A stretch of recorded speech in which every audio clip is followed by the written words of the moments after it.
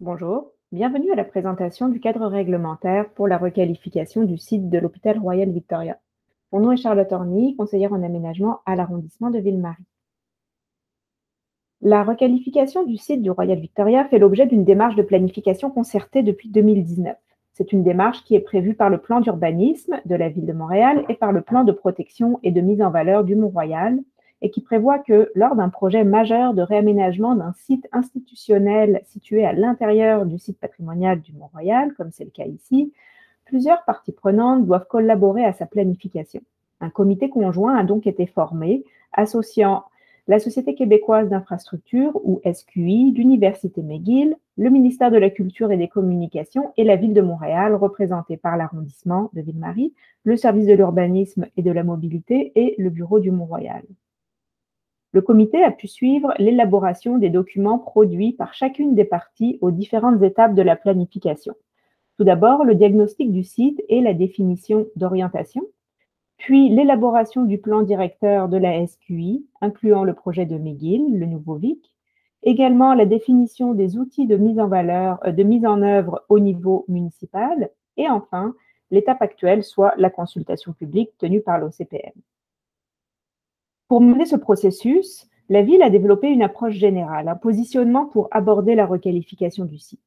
La volonté est donc d'assurer une pérennité de l'ensemble bâti par la réhabilitation des bâtiments, par leur occupation et par la possibilité de nouvelles constructions adaptées aux besoins contemporains, et ce, dans le respect de l'intérêt patrimonial du site.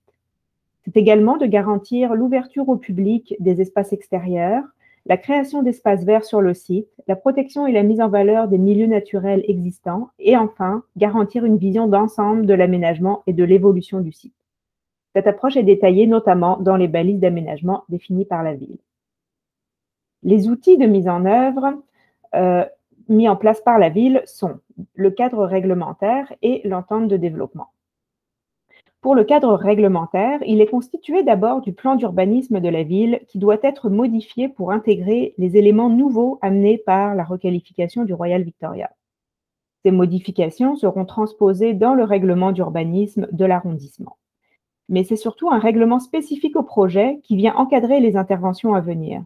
Il est élaboré en vertu du paragraphe 5 de l'article 89 de la Charte de la Ville de Montréal, ce qu'on appelle en raccourci un article 89. Entrons maintenant dans le contenu du cadre réglementaire. En ce qui concerne les usages et l'occupation des bâtiments, il est proposé d'autoriser un plus large spectre d'usages que ce qui est permis aujourd'hui sur le site. En jaune, vous voyez les emplacements qui conserveront une occupation spécifiquement institutionnelle, donc le secteur destiné à l'Université McGill. En bleu, les emplacements où l'on propose d'ouvrir à une diversité d'activités, à l'exception des usages résidentiels et de l'usage hôtel qui demeureront interdits. En effet, l'occupation des bâtiments à des fins d'activité et d'emploi permettra une fréquentation du site élargie et évitera une privatisation qui aurait pu être perçue avec un usage résidentiel ou un usage très ciblé. On propose toutefois d'autoriser un type de logement collectif que l'on classe sous l'usage maison de chambre et qui comprend aussi bien les maisons de chambre que les résidences étudiantes. Cet usage semble en adéquation avec le milieu et pourrait contribuer à la vie communautaire sur le site. En ce qui concerne le cadre bâti, tout d'abord, un certain nombre de bâtiments devra être conservés et réhabilités. Ce sont ceux que l'on voit en vert sur la carte.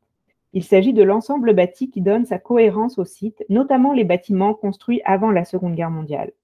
Des travaux de réhabilitation devront débuter dans les 3 ans suivant l'adoption du règlement.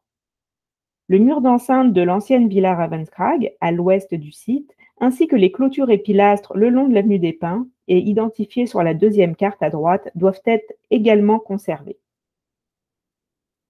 La démolition des bâtiments identifiés en rouge sur la carte sera autorisée. Elle concerne des bâtiments ou parties de bâtiments ayant un moindre intérêt patrimonial et une moins bonne insertion dans le site. Pour le moment, seule la démolition des pavillons M et S et l'arrière du pavillon A fait l'objet d'un projet, soit celui de l'Université McGill. Le règlement prévoit aussi un certain nombre de conditions afin que tout projet incluant une démolition démontre sa contribution à la mise en valeur du patrimoine bâti, paysager et naturel du site. D'abord, un tel projet devra inclure la réhabilitation des bâtiments adjacents que vous voyez en vert. Ensuite, Pour pouvoir démolir, un projet de remplacement doit être soumis et respecter un certain nombre de normes et de critères. Une des premières normes, c'est l'implantation. Donc, les nouvelles constructions devront notamment être situées dans un périmètre d'implantation qui est illustré sur la carte de gauche en rouge et en rouge pâle pour l'implantation souterraine. Elles devront aussi respecter un taux d'implantation calculé par secteur, donc un taux d'implantation de 60% pour la portion plus urbaine, le long de la rue University, et un taux de 13% d'implantation pour le secteur qui comprend la majorité des espaces verts. Les nouvelles constructions devront aussi respecter une hauteur maximale déterminée par sous-secteur en fonction de l'environnement bâti. Il s'agit de hauteur en mètres et de hauteur altimétrique, c'est-à-dire la hauteur calculée par rapport au niveau de la mer. La hauteur et la volumétrie d'un nouveau bâtiment seront aussi modulées en fonction des critères d'intégration. D'abord, comme premier critère, tout projet de construction ou d'aménagement paysager devra contribuer à mettre en valeur ou à maintenir des vues d'intérêt identifiées à travers le site, que vous voyez sur la carte de gauche. Voici des exemples de vues qui seraient à dégager, comme à l'arrière du Ravenskrag à droite ou depuis le parvis du pavillon Ross à gauche, et d'autres vues qui sont à maintenir et à mettre en valeur au pied du Ravenskrag ou au pied du pavillon des femmes, par exemple.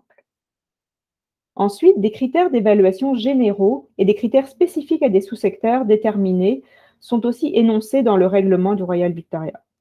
Vous avez ici quelques objectifs et critères généraux. Dans l'ensemble, les critères portent sur le respect des caractéristiques architecturales et paysagères, sur l'amélioration et la sécurisation des circulations piétonnes et cyclables, ou encore sur la protection des milieux naturels. Le plan directeur de la SQI prévoit que des espaces verts pourront être créés grâce à une réduction majeure du nombre de cases de stationnement. Dans la réglementation, le nombre maximal de cases est fixé à 220 pour l'ensemble du site.